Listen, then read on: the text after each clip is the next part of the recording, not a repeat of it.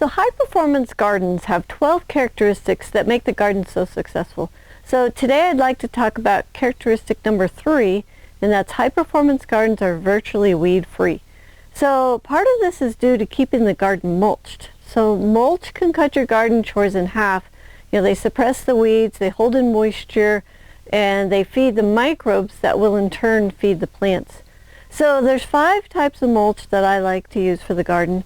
My favorite is grass clippings. The next is organic straw or hay, preferably not first cutting. The next one is newspaper, weed barrier, and wood shavings. So if you'd like to learn more about how we use these mulches successfully, then you can watch our video on mulching at thelivingfarm.org/5-organic-garden-mulch-options. And if you would like to learn more about high-performance gardening and the 12 characteristics that lead to garden success, you can find that on our website, thelivingfarm.org, and there you're going to find articles, videos, and e-courses that can help you on your way to garden success. If you want to learn how to grow $2,500 worth of organic produce with only a 15-minute-a-day commitment, sign up for the High Performance Garden Show.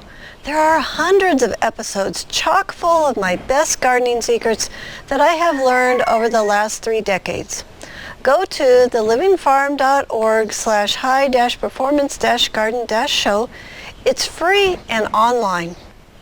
Also, if you want to join the premier online community of people who grow food, medicine, and build resilient communities, join us today at thegrownetwork.com. Thanks so much for watching. May your garden be easy, fun, productive, and always organic.